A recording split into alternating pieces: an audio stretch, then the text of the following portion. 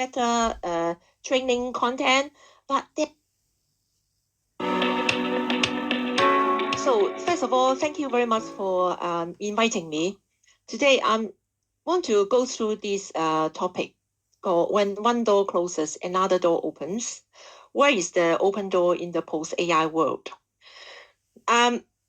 Recent years, some of my friends and even on the social media, there are quite a lot of anxiety about they might lose their job in the wake of AI. The door closed behind them, and it's so easy to say, "Oh, when one door closes, another door opens." But where is that door? So I would like to focus tonight to kind of guide my audience to, based on my research and my experience, to try to find this open door and open it. So I'm need to go. Sorry. So we have to understand why works are disappearing, why the door closed before I can navigate the open doors. So I'm going to spend this evening to share my thought with you, and then what kind of emerging jobs, emerging opportunities that come out from AI, and how to get the skills and knowledge in order to retain relevant and continue to contribute to society. And lastly, I would like to share with you conclusion and key takeaways. If you have any comments or questions, please feel free to type on the chat, and we will go through that at the end of my presentation. So when I'm presenting, I can't see any chat, so bear with me. So a little bit about myself. Don't worry, if there's anything in the chat, I'll let you know. Okay. Yeah, sure. At the end of the my presentation, my background is standard computer science and technologies. Got my PhD in computer science from University of Sheffield in 1999. Spent a couple of years in academics, and I realized that I like working with people. I like listening to people's pain point, and I like problem solving. So I make the bold move to go to industry, and I landed my first job as a business analyst in telecom industry. In the early millennium, business analyst, the role was not very common like now, because it was evolved from data analyst and system analyst. And then after a year, I moved to central government. I worked for the London Metropolitan Police as a senior business analyst and senior project manager for a good 15 years. So in 2017, I moved back to the private sector. I took up a position as business analyst in Capita. Actually, it was this year's my transition of my career, because it was the first time ever I came across with something called IoT, Internet of Things. And I was thinking, because I was involved in the data communication company, it was a part of Capita's company, dealing with the national critical secure infrastructure for smart meter installation. So I look at this box, a plastic box with a tiny little screen with a meter reading, but this box is a magic. It is a computer. It functions like computer. It is run by software and with the hardware chips, and it can transmit the meter reading to the utility companies from the people's households. So in these 2 years in Capita, I learned so much about the emerging technologies. Having in the government sector, using the old-fashioned technology, I found it's just eye-opening. And after a couple of years, I moved to defense sector. I took up a position in Raytheon Technology, which is the top 3 biggest American defense contractor, as a lead consultant in business analysis. In this period, I learned about defense technology, cybersecurity, worked a lot on the MOD projects, and also a digital twin, a digital threat. Then in 2021, I moved to Atkins Realis, took up the position as a principal consultant in business analysis, and I was under the AD&T business practice, aerospace, defense, security, and technology. So I work in local government projects, central government projects like HMRC, military projects, aviation, Heathrow Airport, transportation, network rail, and so on. In February 2024, I published my first book called Business Analysis in the Era of Generative AI. According to Amazon, my book was the first of its kind, combining business analysis and generative AI together.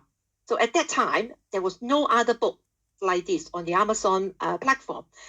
And also, instead of publishing my book in UK, I actually published my book in the US because I realized that US is a very big market. And I think my strategy paid off. And I was very fortunate. My book reached the Amazon #1 bestseller in 2 categories, computer science category and business skills category. The reason why I wrote that book was I had nearly 3 decades of experience in business analysis, but then this generative AI is new to me, and I was basically so impressed, eye-opening, with the mind-blowing with the technology. So my intention was to write that book, how business analysts can use AI to make their job more efficient, boost their productivity. And that's the whole idea behind my book. So now, let's start. About AI revolution. It is a fact. This is not just something you read on the paper and then you forget about it. This is something that we need to look at the stats and think about what impact to our industry. Basically, by 2030, 80% of humans will engage with robots and AI on a daily basis. I know some people who said to me, I don't like AI, I hate AI, I don't use AI. But if you use Netflix, you are using AI. If you use Amazon, TikTok, Spotify, you are actually using AI. AI has woven to almost all walks of life. We cannot really avoid it. Even if you use Google, you automatically by default woven to AI Gemini. And FICCI and BCG, Boston Consulting Group, they reported that AI is to add 15.7 trillion US dollars to global GDP by 2030. We are approaching the end of 2025, so we're about like 4 years before 2030. McKinsey also added that AI will boost global GDP by 1.2% annually. 1.2% is a lot. It means the growth. So you're talking about in a decade's time, it's 12%. Bloomberg also forecast the generative AI market to reach 1.3 trillion by 2032, highlighting its rapid expansion. I think most of you in my audience now will know, already know, generative AI is a subset of AI. AI is like an umbrella, and generative AI is the family of AI. We need to understand how closing door will impact us before we can walk through the open door.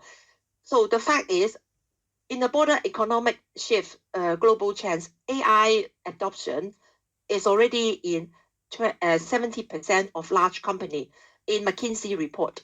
70% is a lot. Large company already adopting generative AI and AI. McKinsey also reported that the job loss projection up to 800 million jobs will be transformed globally by 2030. So 800 million, I'm not saying they are all disappearing. 800 millions of jobs will be either altered, shifted, or impacted by this amazing technology. And World Economic Forum also produced a report called the Future of Jobs Report 2025. They are already highlighting the IT job is shifting from manual to oversight roles. So traditionally, you will crunch numbers on Excel sheet, If you're programmers, you will write code. If you're business analysts, you will draw diagrams. But the shift will be you generate the code, the diagrams, the content, the documents from AI, and you play the role as an oversight. You do quality check, you fine tune, you edit that, and that's the shift. Layoffs are happening. Accenture cuts 11,000 jobs.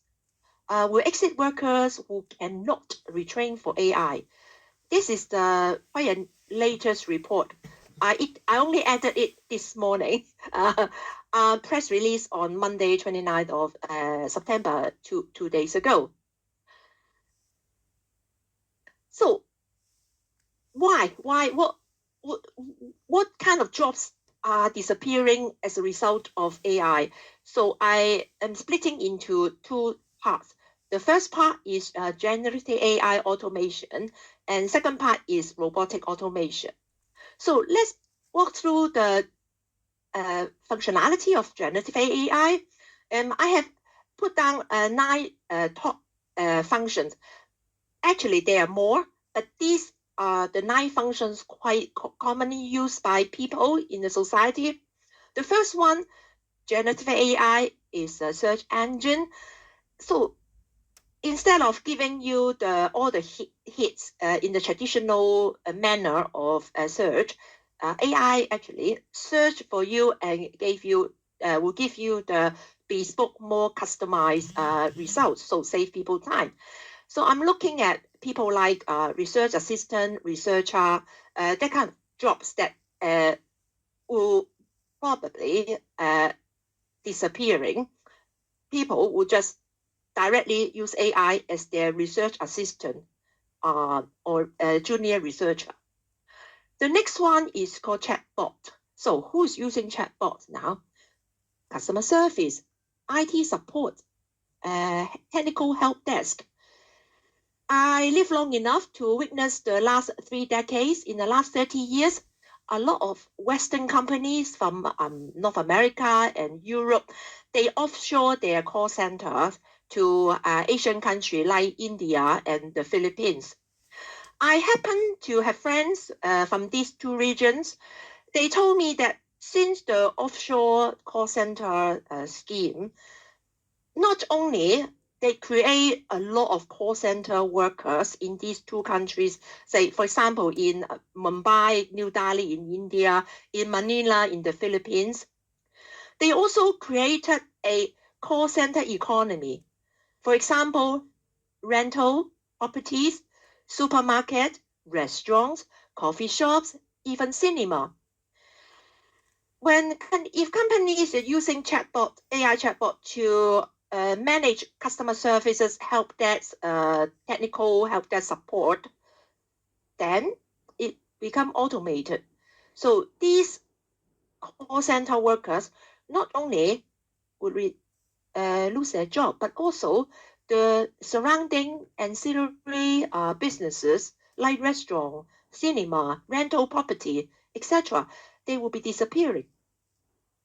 I don't know what the employers will go forward in order to maybe retrain their call center staff or not, but I'm just highlighting it as based on my knowledge and my research. The third one is translation. When I talk about translation, I'm not talking about 3 or 4 languages translation. When a human knows 3 or 4 languages or half dozen languages, I call them a genius because they're just so good in multilingual. What I'm talking about is AI can simultaneously translate over 100 languages faster than human. It is beyond human capability to translate more than 100 languages, but AI can do that. So I'm looking at human translators, including sign language translator, because now AI can just do sign language.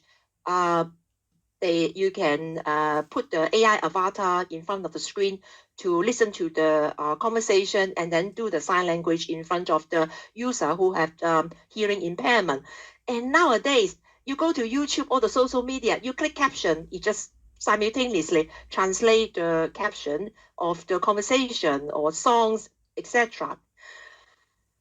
So human translators, interpreters will be impacted. Then the next one is called text. So anyone who make a living out of content creation, for example, what I'm looking at, content creator, copywriter, and even myself as a book author will be impacted, any content creator. Then the next one is computer code. It goes without saying. Computer programmers, software developers. I know someone who is the software engineer in a company, and they already stopped all the software engineers to write code by hand. They have to use generative AI to generate code. So, but fortunately, he is in a good hand. He is working in a very good company because his employer sent the whole development team to go to study the TOGAF course to upgrade themselves to become a more like a solution architect, to have something like design concept and architecture vision to upgrade them. So their job after generate the code from AI, GitHub, etc. Their job is just to quality check, fine tuning. They are not allowed to write the code from scratch. So in this aspect, I would say programmers, developers will be impacted. And then the next one is summarization. As you know, AI is really good in summarize like meeting transcripts or very large documents, even books. AI can summarize very quickly. I'm thinking of people working in organization who have to deal with very long and winding documents like a research company or a legal firm to look at all the legislation, regulation, all the precedent, previous cases, and also like engineering company look at the building regulations, long and winding documents. These people like paralegal or junior engineers or junior architects, their job would be impacted. And then I'm also looking at like minutes taker, note takers, because now AI can just summarize the meeting transcript automatically.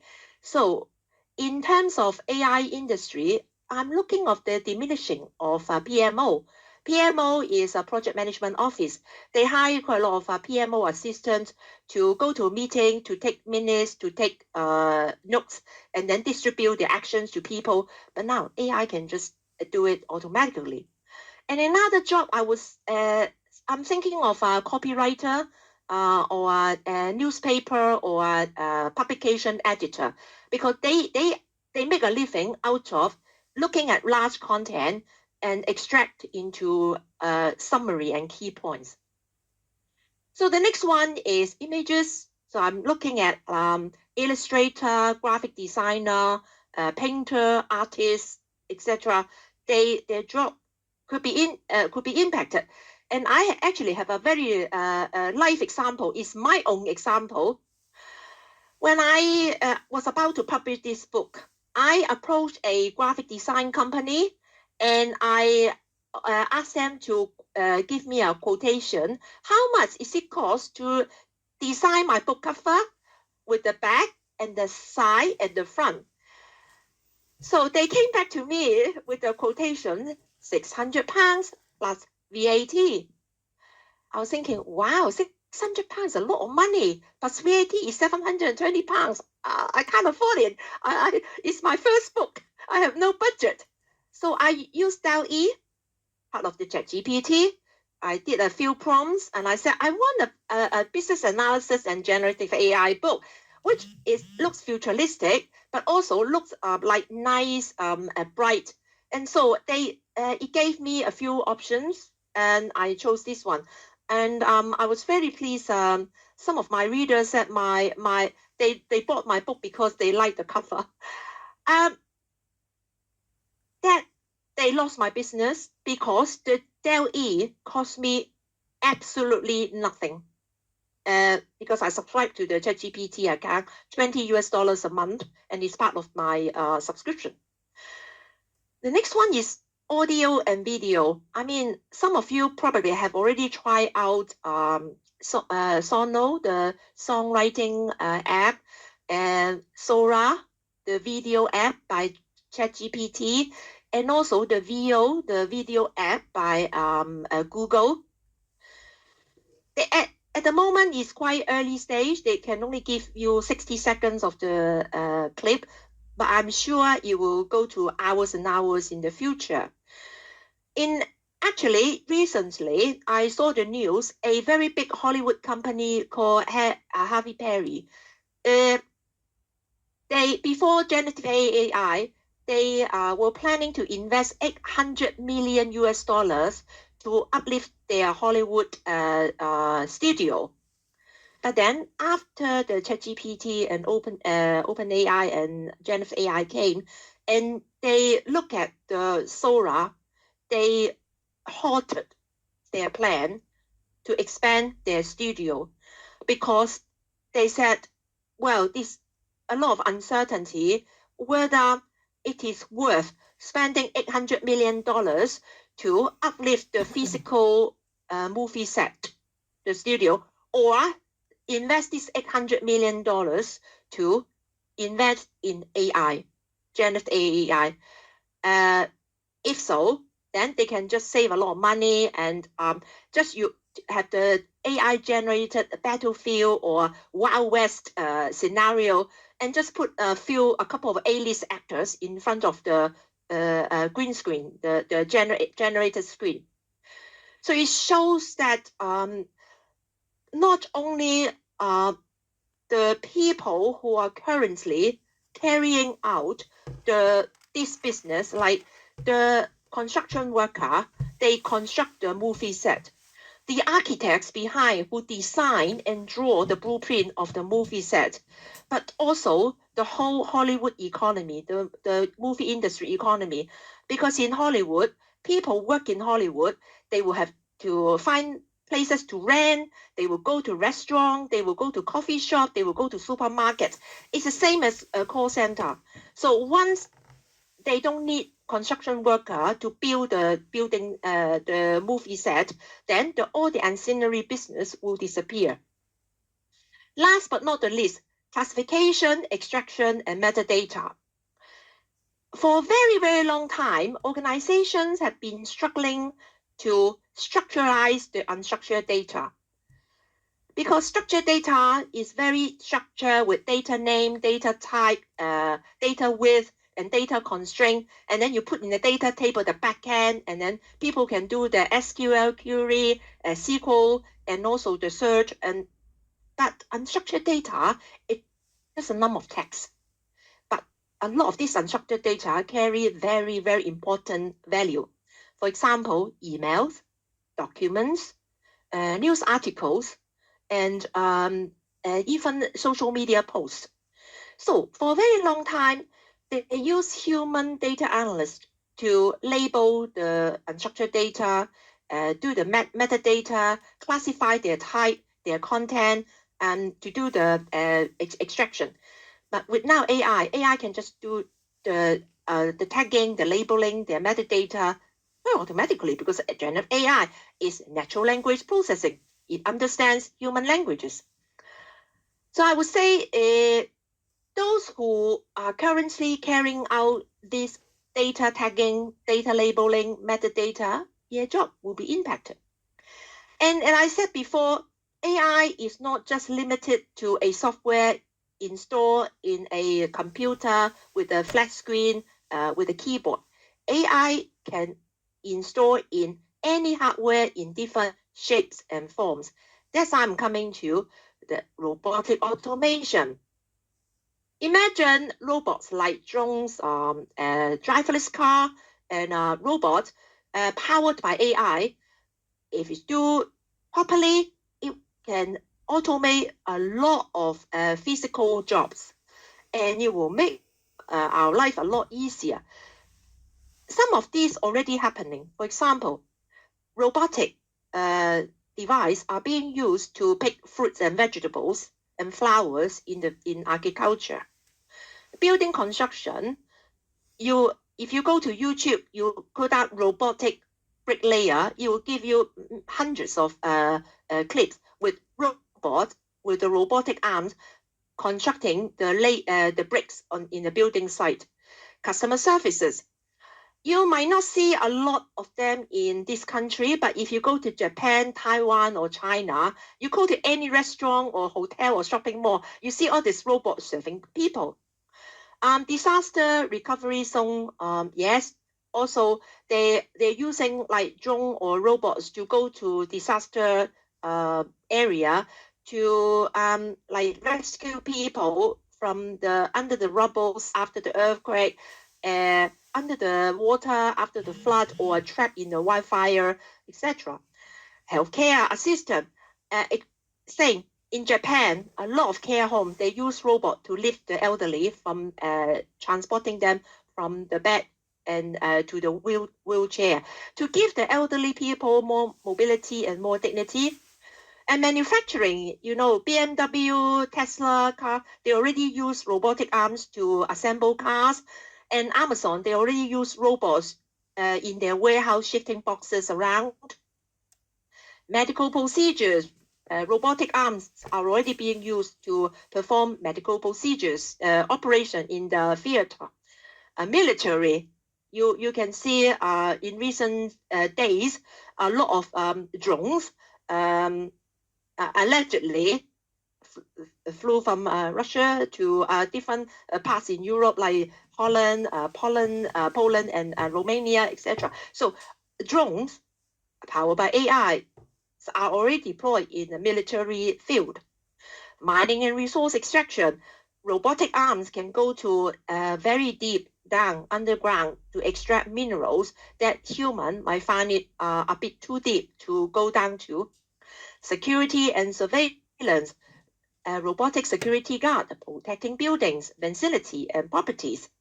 Transportation, driverless car, to help people who can't drive to go from one place to another. Waste management, robots handling recycling. So these are the so you're thinking, wow, those humans who are currently carrying out these tasks, this manual task, physical task, would be impacted by the AI automation, robotic automation. How to address the fears of augmentation and unemployment? When people have lost their jobs, not only they have suffered from financial loss, but also they suffer from mental health problem. Because they're very anxious, they're very worried about their future, and they're very anxious about the uncertainty of the future, whether they can still fit in the employment market, and whether their skills already obsolete that they will become unemployable. So we need to tackle these two issues. We do need to do something about it. The first thing is actually transparent and open dialogue.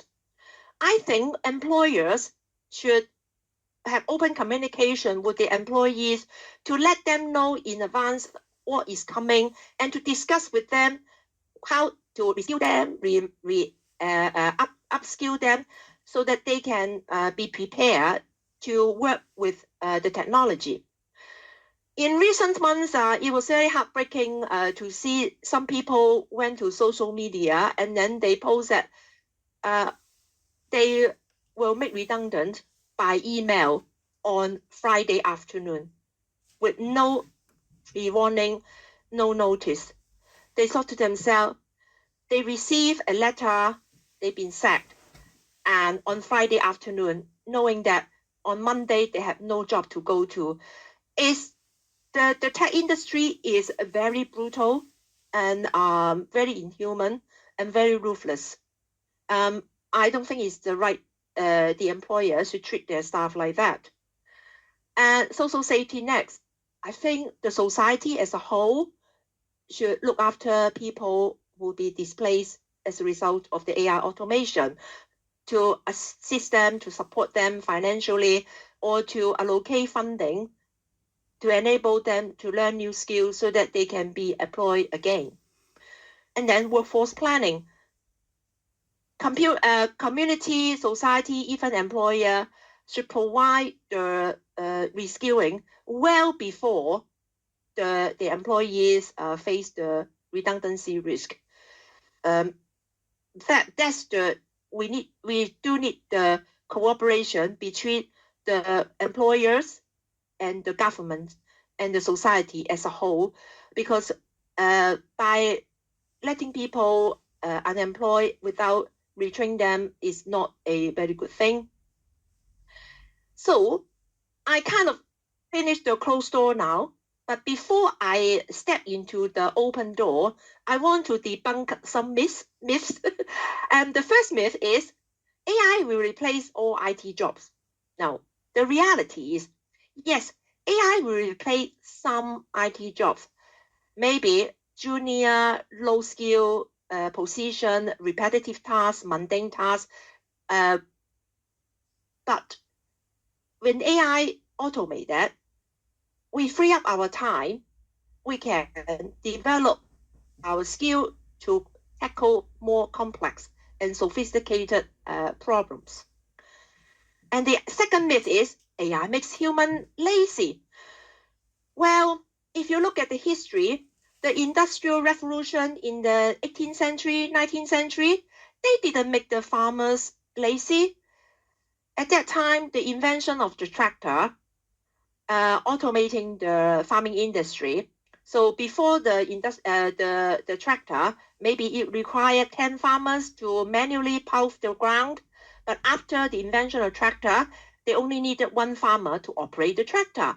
So the 9 farmers, they did not stay at home and did nothing. Instead, some of them, they moved on. They moved on to do something. And some of them, they went on to study how to improve the seeds quality so that they can have better harvest, better quality of the crops, making more money, and also have better, healthier food for public consumption. So it is a human nature that when something is automated, they are not required to do it manually.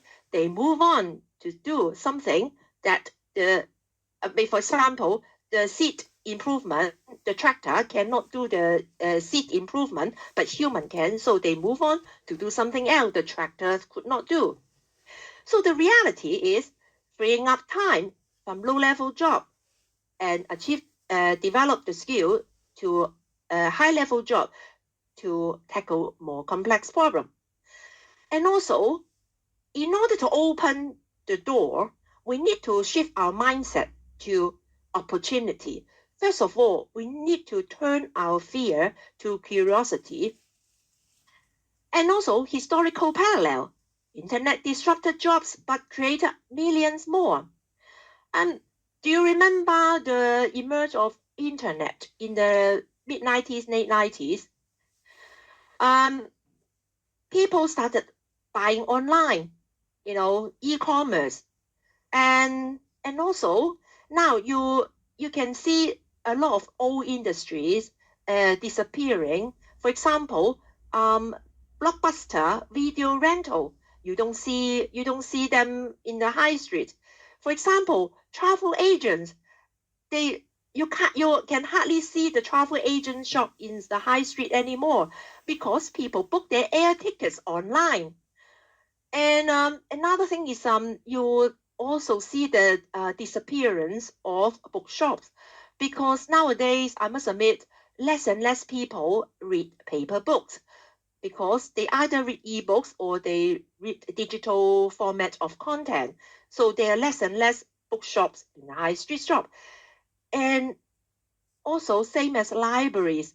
Where I live in Barnet Borough, I think in the last 10 years, they cut half of the number of libraries because there are less and less people going to library to sit down and read paper books. So imagine if you are librarians, if you are a salesperson in a Blockbuster video rental, or if you are a salesman in a bookshop, or if you are a a staff in a travel agent, your job disappear. No, no more now. So what did these people do? They move on. They do something else. And what are the emerging jobs after internet? I said earlier, like e-commerce manager or social media administrator, content creator, or even YouTuber. This is like a new job, or influencer. I mean, if you ask me 15 years ago, ask me whether I know about online social media influencer and told me that actually this is a full-time job, it's a paid job, I would say, what's that? What is it? Online social media influencer? But now you have all this new job coming out just from the internet, not from AI, from the internet. Social media administrator, content creator, blogger, vlogger, YouTuber, influencer, e-commerce managers, and so on. The list goes on. So use AI as a tool, not the threat. And also human oversight and decision loops are still needed. AI can generate the content from the data set, and AI has hallucination. AI cannot think out of the box. It is our human who make sure the quality control of the content generated by AI. So we humans still very much needed in terms of supervising and quality control assurance of the AI outputs. So now, coming to the fun part, I have identified 6 emergent new roles as a result of AI. And you can see these 6 new roles, they are pretty much IT jobs, because I mean, I've been in the industry for 3 decades. I can only speak for IT community. Whether those people like copywriter, editor, or lawyer, or accountant, or graphic designer, what job they need to go to if their job is being replaced, that's probably another seminar. I need to do more research. But first of all, let's focus on IT jobs. The first one is AI trainers. The AI trainers, they train AI models, and also they transfer the AI models capability to train humans how to use various AI products. And second one is actually the most spoken, most well-known occupation out of AI is called prompt engineer. Prompt is the communication between the user and a tool. It's like a query or question. Prompt engineering is the technique how to craft the good prompt in order to obtain the optimal result. And the third one is AI ethicist. So AI ethicist is like a AI moral compass. As an ethicist, they lobby AI for good, inclusive, integrity, morality, unbiased, governance, transparency. And the next one is called AI data analyst. So what's the difference between traditional data analyst and AI data analyst? The traditional data analysts, they analyze the raw data input by human. Basically, I call it either real-world data or human data. But AI data analysts, they need to process AI-generated synthetic data. AI learn real-world data, remix the real-world data based on the algorithm, and generate brand new data based on the algorithm. Can be very opaque, doesn't make sense, hallucination or something wrong. So AI data analysts need to have the capability to determine whether the outputs from AI will be useful or relevant to the purpose, to the organization, aligned to the business goal. And the next one is called AI system service managers. So what's the difference between the traditional service transition manager from AI service manager? Traditionally, if you have a project transition to application system in the live environment, it's pretty static, because the system will just work and work until the next upgrade, pretty much the same. However, AI is different.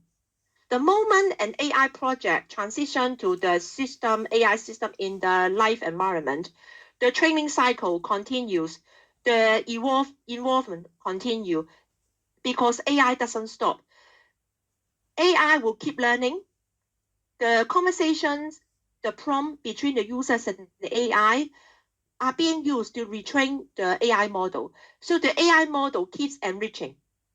So the AI system service managers will need to manage the ever continuing learning and ever evolving AI system, which is pretty much a lot dynamic, more dynamic than static traditional applications. And last but not the least is the called AI auditors. So AI auditors is not the same as AI officers.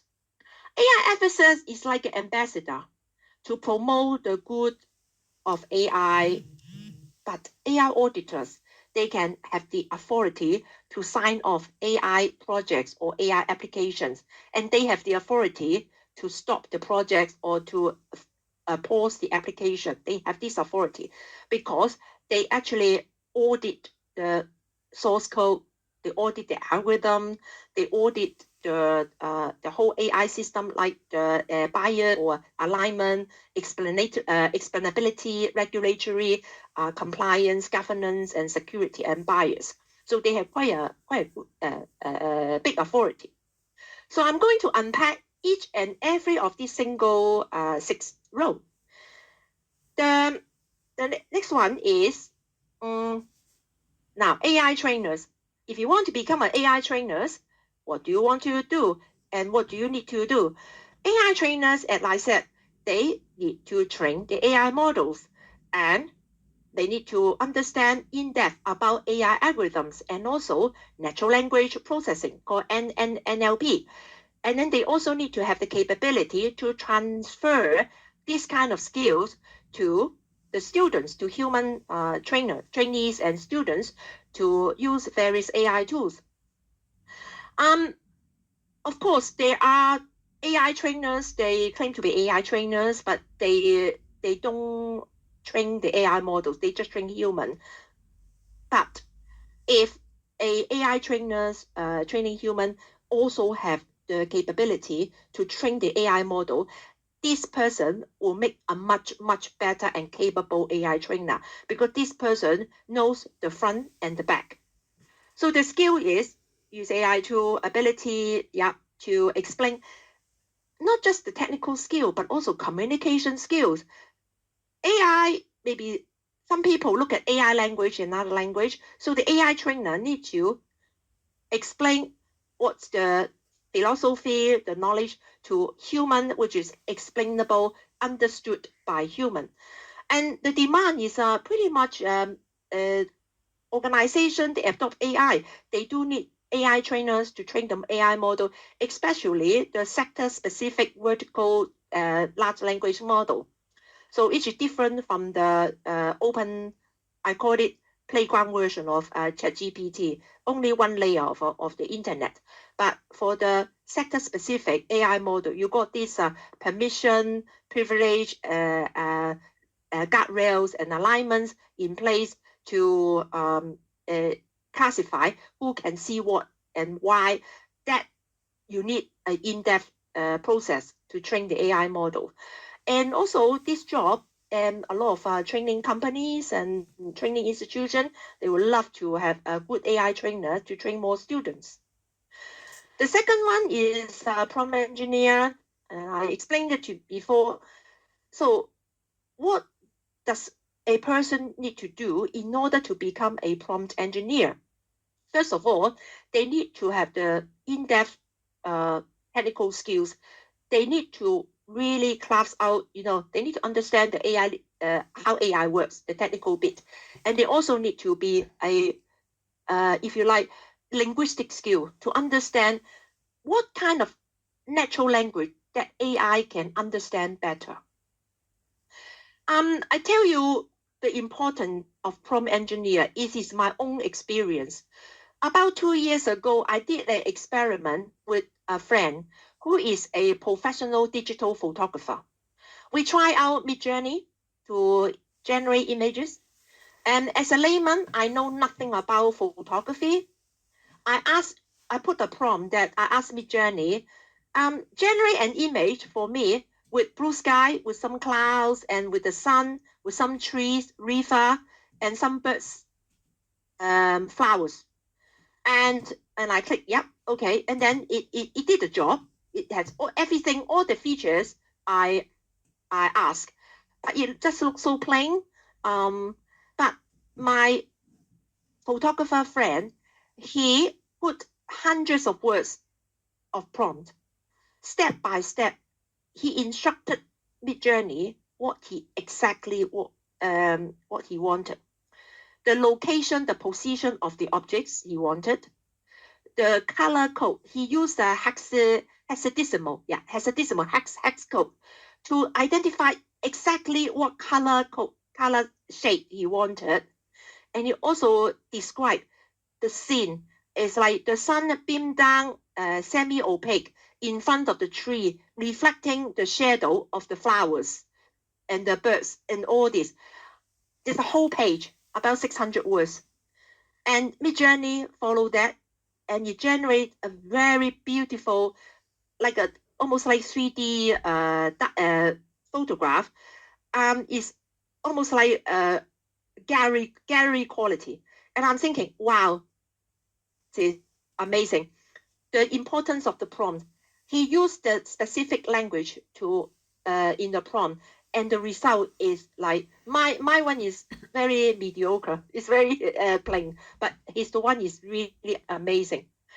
So it shows that as a prompt engineer, not only you need to have technical skill, you need to have NLP skill, but you also need to have a domain expertise.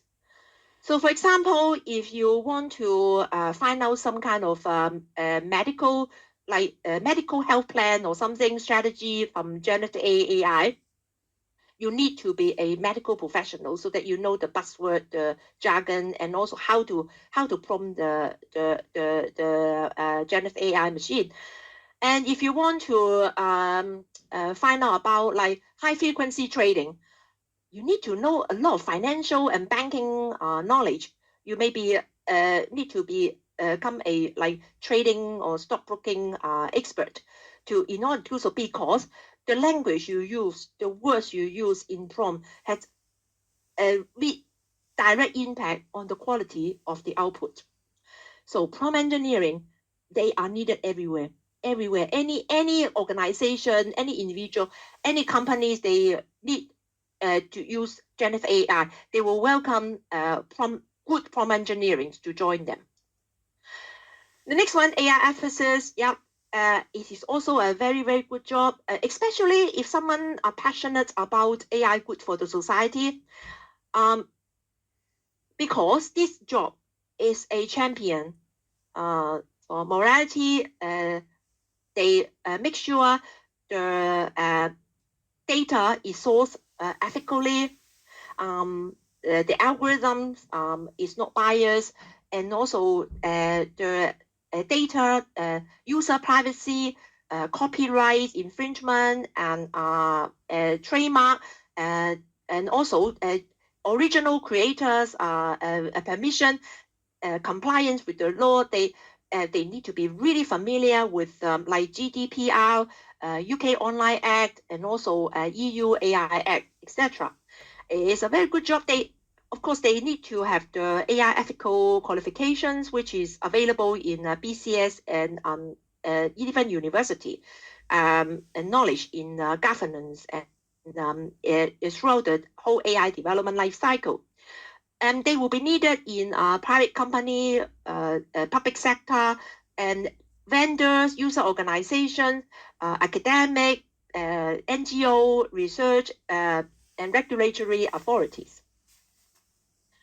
So the next one is an AI data analyst. Yeah, I mentioned about the difference is they have the ability to process the AI-generated syntactic data and turn this output from AI to BI, to business insight or business intelligence. So in comparison, the traditional data analysts see the world from the human eyes, but the AI data analysts will see the world from the AI vision, the AI views of the world, as well as the human vision of the world. So they need to have the combined knowledge to do that. And having said that, they also need domain-specific expertise, because at the end of the day, AI will give you the what, but it is the domain expertise and experience acquired by the AI data analyst to come up with the so what. What should I do with this output? How can I turn into a useful insight to submit to my executive, my stakeholders, for data-driven to make the informed decision? So that's the value, and they are really high demand in many organizations. Anyone process AI data will need an AI data analyst. So AI system service managers, I mentioned about, they need to monitor the AI system in the live environment. So what kind of extra skills they need on the top, over and above of their traditional service management responsibility? Number one, they really, because a lot of AI is already being used in the process-driven, streamlined business processes, process improvement. So it's a real time. So the AI system service managers, we need to continuously monitor the behavior of this AI performance. If needed, they might need to tweak about the algorithm or restart the retraining model. So they need to be quite switched on and responsive, because sometimes AI can go rogue, and they are the one to stop AI from going rogue. It's quite a big responsibility. So what the skills they need on the top of the service management, they really need to know how AI works. They need to know the AI-driven functionality, AI-driven workflow, and also the AI-generated content, whether they align to the business objectives. They need to look at the day-to-day. And also, what happens if people stuck in the AI system, they make a call to the call center, or they use the AI chatbot to submit their tickets. So the AI service manager will need to make sure the users will be supported. And the demand is really high. I mean, any organization, if they deploy AI implementation, they have to have an AI system service managers in place. So last but not the least, AI auditor. So I said earlier, and the AI auditors, they work with AI ethicists like a companion, side by side. They actually have different responsibilities.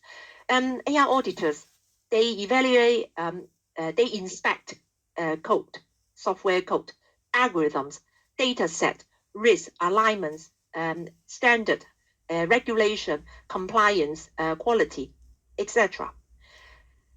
They need to be already a maybe internal IT auditor qualification already. And then on the top of that, they also need to have the knowledge, extra knowledge about AI data analytics, risk management, cybersecurity, ethics, compliance, financial and accounting to do it. And they're needed in public sector, private sector, because they can do it, they can work independently. As an AI auditor, they can go to different organizations, like a penetration tester. You know, when you do the cybersecurity penetration testing, some companies, they hire third party, independent company to do the pen test. AI auditing, the same. Companies can just hire individual third party independent AI audit company to get the AI auditor to come to the organization to audit the AI projects and AI systems. So now, if you are interested in reskilling yourself to one of these 6 roles, so how to upskill and reskill yourself, I have very simple 5 steps to help you. First of all, you need to have the mental, psychological, emotional preparation you have to prepare to change. That's the first step. If you do not want to change, then there's nothing we can do about it. So first of all, you need to cross this wall and say, okay, I'm prepared to change, acquire new skill and adapt changes, to go to this brave new world with the open mind. And the second step is very, very basic. Learn how to use AI tools to boost productivity, freeing up your time, do something more sophisticated, get yourself some more challenges. So instead of, as a business analyst myself, instead of starting drawing the diagram on VCO or on a PowerPoint, I can ask AI to help me generate some diagrams, and then I do the fine tuning. So that saved me hours. And then once you are comfortable with using various AI tools in content or diagram or code generation, then you can develop some AI literacy and prompt engineering skill. AI literacy is to understand exactly what underneath the label of AI. For example, underneath AI, you got machine learning, you got deep learning, you got neural network, reinforcement learning, supervised learning, unsupervised learning. How do they work? And also, what's the limitation of AI? Bias, hallucination, you need to know. And what are the challenges of AI? Cybersecurity, maybe and also unethical use of AI, that kind of thing. All this AI knowledge, and it goes without saying, from engineering skill is basically the bread and butter of IT professional who interact with the AI tools. And then step number 4 is develop AI data and analysis skill, cybersecurity, and AI ethics competence. That step number 4 is you branch out. What would you like to do? If you want to become an AI data analyst, then you develop your skill as an AI data analyst. If you want to become a professional prompt engineer or professional AI trainer or a professional AI service system service manager, then you branch out and then you focus on the vertical stream. Then the final step is our soft skill, our innovative and growth mindset is what we have. The AI still playing catching up games. I know some companies, AI company, they try to train the AI model to have this kind of a light bulb moment, aha moment, but it's still work in progress. We human, we have this creative mindset. We can think something out of nothing. We, from time to time, we think about something just out of our gut feeling. It's called like the light bulb went off. Then it's like, I know now. Oh, let's do it. But AI, without the data set, AI is nothing. AI can only amplify and synthesize what exists in the data set. But we have a lot of quality we have possessed that AI doesn't have. We have creativity, reasoning, empathy, emotional and intelligence, thought leadership. We have vision, strategy, and curiosity. Use it, don't lose it. So you might say, okay, I get it. I want to learn, but where to learn? So this is the roadmap. You can acquire this new skill from more education, but you don't have to. I'm not asking all of you to go back to university to get a machine learning degree or AI science degree, because there are short courses like professional certification and membership IBA, International Institute of Business Analysis, BCS, IEEE, IET. So if you register with these professional organizations, you get a membership and you get the notification and emails, and you already know what kind of training courses that is applicable to you. So it opens a lot of training opportunities and knowledge acquisition for you. And also, you can do industrial experience like shadowing. You follow someone, an expert who's already doing this kind of technology, and you can go to public events, conferences, seminar, webinar like this one, workshop, focus group, learn from each other, or mentorship, coaching. They identify someone who has a lot of experience and helpful and help you, guide you, lead you to the way to achieve your goal. Networking, just go out anywhere, talk to people, compare notes. Online learning, research, there's no excuse. You got LinkedIn knowledge, LinkedIn learning, you got Udemy, you got Coursera, you got Harvard. There are a lot of free courses as well. If you pay a little bit of money, you get a better training content. But there are so many opportunities for people to upskill and reskill themselves. So, talking about opportunities, talking about open door, let me tell you, AI still has not solved a lot of global problems. We have climate change, natural disaster, food shortage, water shortage, anything, and healthcare. I mean, can AI cure cancer? We don't know yet. Can AI cure dementia? We don't know yet. Can AI make a wheelchair user walk again? We don't know yet. So this is our opportunity to leverage AI and generative AI to solve real global problems. So in terms of climate change, I'm not saying AI can change the weather because weather is in Mother Nature.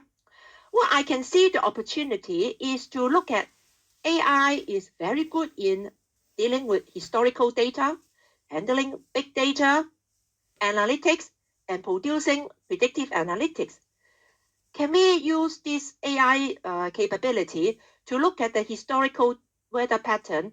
At least we have some kind of early warning before a hurricane or before some really bad weather, dry weather, which might cause wildfire, to basically evacuate people, local people earlier, so to save lives. Same with earthquake. Can AI collect seismic data from earthquake, all the earthquakes from the last maybe 100 years, and to come up with some kind of predictive analytics that spot might have the risk of earthquake, and then the government can go to the site to evacuate people to save tons of lives. Food and water shortages, we can use AI to look at maybe logistic, transportation, and climate pattern, etc., to give the farmers a good heads up how to like utilize their water resources, or maybe if they're big wind, strong wind, or weather pattern, they may need to be able to mitigate that. Energy shortage, we can use AI to look at the the optimization of energy utilization between the power grid and the households. So with this optimization, the power grid will not generate too much energy because too much energy will go wasted, or too little energy, household will go blackout. So with this optimization, AI can also try to maybe work better to combine renewable energy to the power grid. At the moment, it is a very labor intensive, very, very difficult to include the renewable energy in the power grid. It's just really difficult, really complicated. Pollution, I'm not saying AI can make the world cleaner. I can think of using AI. AI is very good in image recognition, pattern recognition.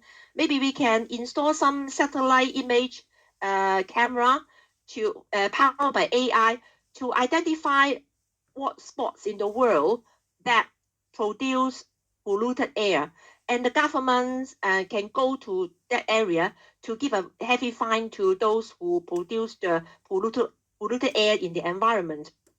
And also, we can use AI to analyze soil, water, to identify who created the water pollution and soil pollution to the environment. Crime and disorders. I'm not saying we are having this kind of minority report, but we are actually getting closer to minority report now. Using the AI predictive analytics, police authorities, they can better deploy their resources. And with the predictive analytics, they can also have some kind of prediction what kind of crime hotspot they may be able to prevent the crimes before it's happening. Cybersecurity, in fact, AI is being used to tackle that for a while now, is to do AI to like a agent to patrol on the cyber space to look at the abnormal activity so that AI can pick it up and inform the system administrator to do something about it to stop the cybersecurity threat. Economic inequality, I'm not saying AI can make poor people rich or rich people poor, etc. It's not like that. It's to use AI capability, big data analytics, predictive analytics, pattern recognition to produce some kind of reports to submit to politicians, policymaker, whoever runs the country to tell them this is the area in the society it's been ignored or been abandoned. And so the government can maybe make some policy to support those forgotten community. And that's how I mean. Healthcare, yeah. We can use AI. You can see in this diagram, this person, he's sitting on the wheelchair. With the robotic technology and AI technology, maybe one day we can use this capability to make synthetic limbs to install to the person's body, powered by maybe a brain chip to operate the synthetic limbs to make the wheelchair user walk again. Drug discovery, AI can manage vast amount of data. Maybe AI can use this capability to maybe make some really complicated chemical compound to come up with the right treatment to treat incurable disease at the moment, like dementia, motor neuron, or cancer. And same as social injustice. Social injustice, similar to economic inequality, can use AI to study the social problems and to come up with some kind of data-driven, data-backed recommendation to recommend the policy makers to do something about the social injustice. Geopolitical conflicts, of course, none of us want war, we want peace, but we want to have some evidence to maybe use AI to simulate a war zone and to say if this country beat this country up, there will be how many million people will die and the consequences will be like that. So we can use this simulation to submit to the leaders in the world, then say, look, this will be the consequence. Do you want to go ahead to bomb each other? And that's how I.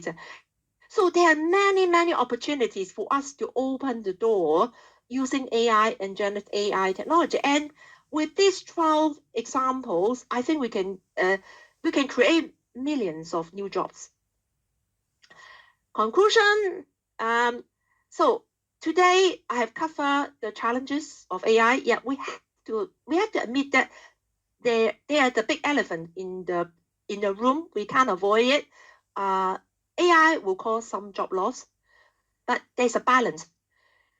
There are some loss and also some new job created.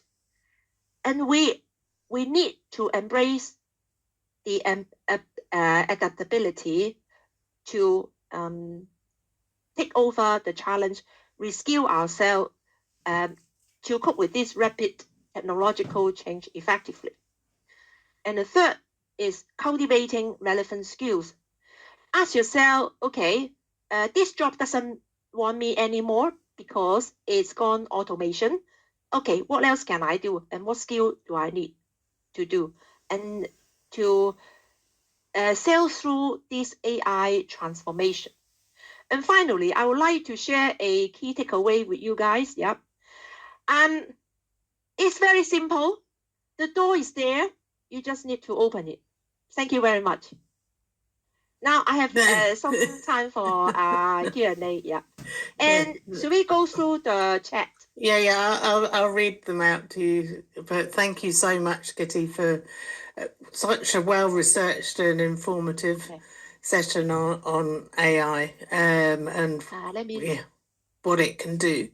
So the first question that we have is actually from Zeynep, and she's currently a senior BA, and I know you've touched on this sort of already, but what she wants to know is what career paths for AI-driven futures.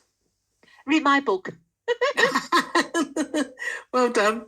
Yeah, Good plug. actually, from page 126 is all about transformation. So the first one is the challenges of AI, and then from 137, yeah, the second half of the book is the roadmap to become an AI BA, AI business analyst. Okay. In a nutshell, I think business analysts will still be needed because we need to reinvent ourselves from a business analyst assigned to a IT project, reporting to a project manager, working with the users, the stakeholders, producing requirements, and working with the solution architect and the development team to basically to churn out a project. This day's gone. I think in the future, projects will be run by AI. All you need is a good quality requirements, and then skip the middle bit and transform the human language requirement into computer code, then execute to a software prototype. Go back immediately to the user to test the system. If the user doesn't like it, want to change, you regen the code, execute another file. It can take from months reduced to hours. So what's the value of business analyst is you basically look at my 5 steps. Equip yourself with the AI knowledge, learn all the modern requirements generated by AI is a tool, and graphic AI generated diagram tool, prompt engineering tool, all the tools you need to learn. And then use your soft skill like communication, empathy, rapport with the users, communicate with the stakeholders, extract quality requirements. Then you'll be the champion of on behalf of the user community. Then once you generate the code from the AI tools, you because you're so familiar with the requirements, then you can use your human skill, use your strategic empathy, all the skills to communicate back to the stakeholders, and then to conduct the user testing or get the feedback from the users. Business analysts will become like an ally from with the business. You are no longer hiding in the project. You come out from the project scope to look at organizational efficiency strategy. It's similar to management consultant. They go to organization, they like problem shooting. But as a business analyst, you are in-house, you have the technical skills, so you actually can do end-to-end the whole thing from pinpoint problem strategy all the way down to the solution.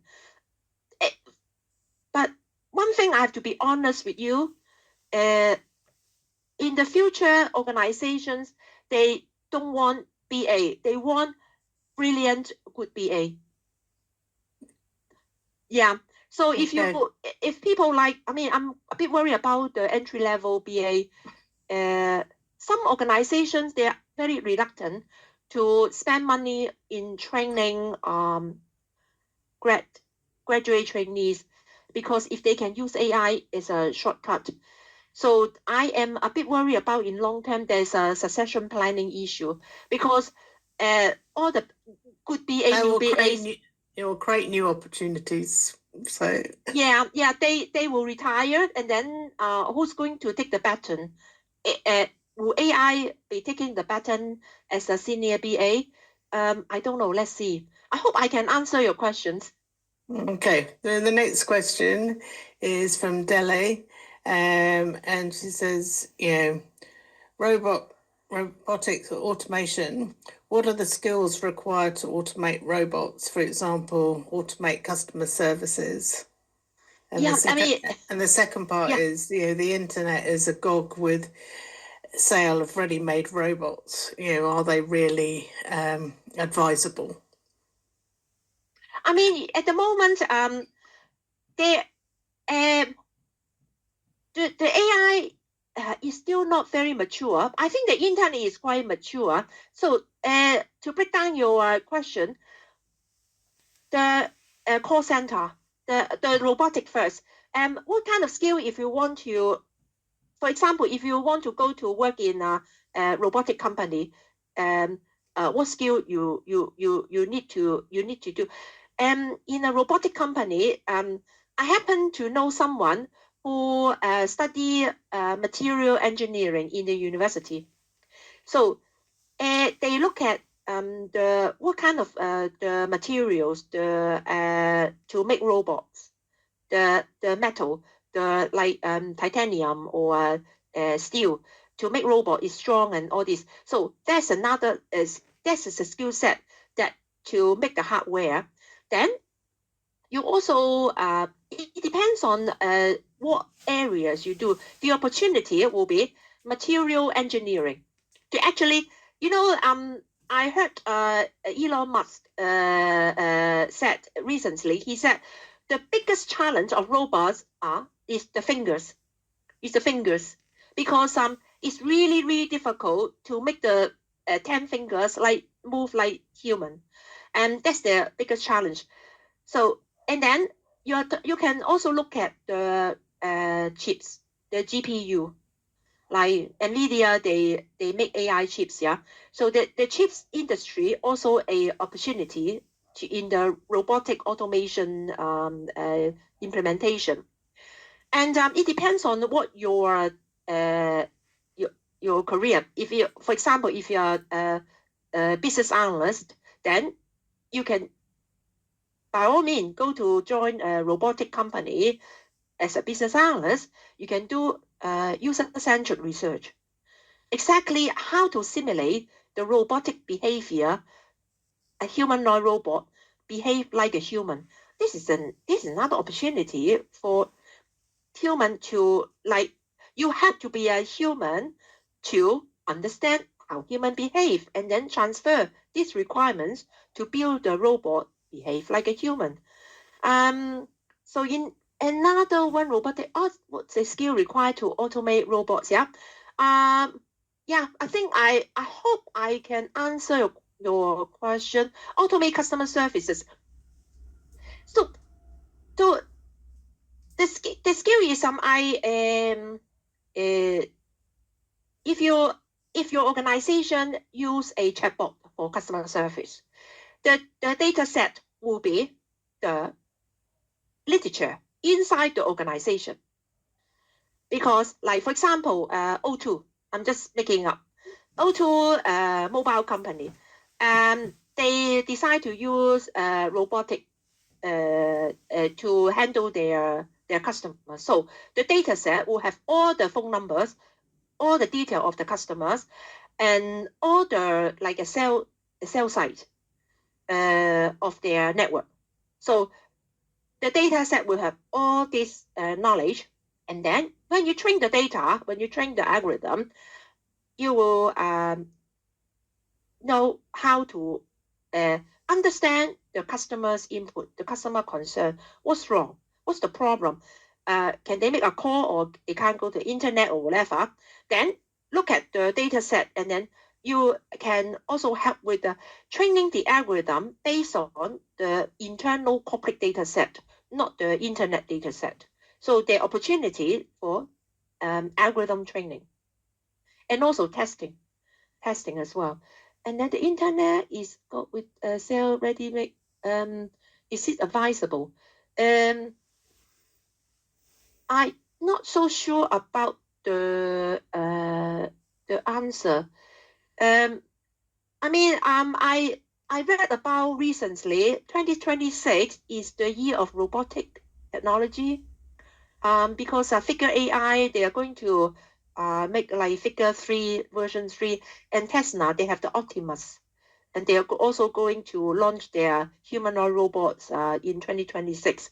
And then all these Chinese company, they already showcasing their robots, but I only saw it on the YouTube, so I'm not so sure whether they're real robot or there's someone hiding inside the robot and make all the move. I don't know, but 2026 is a year pretty exciting, because they said 2026 will have some breakthrough in robotic technology. And if they want to do some breakthrough, they need people to do it. So I think there are robotic technology opportunities in industry I mentioned before, like healthcare, disaster recovery, factory, agriculture, mining, and waste management, and military, and security, and robotic vehicle like driverless car. I mean, they already launched a V-mode in California. You can actually have a driverless taxi drive around. So it's not like scientific story. It's already happening. Some of them, not all of them I cited. Yeah. Okay, well, we've only really got a minute left, so I want to take this opportunity. I mean, I hope to thank you very much for coming today.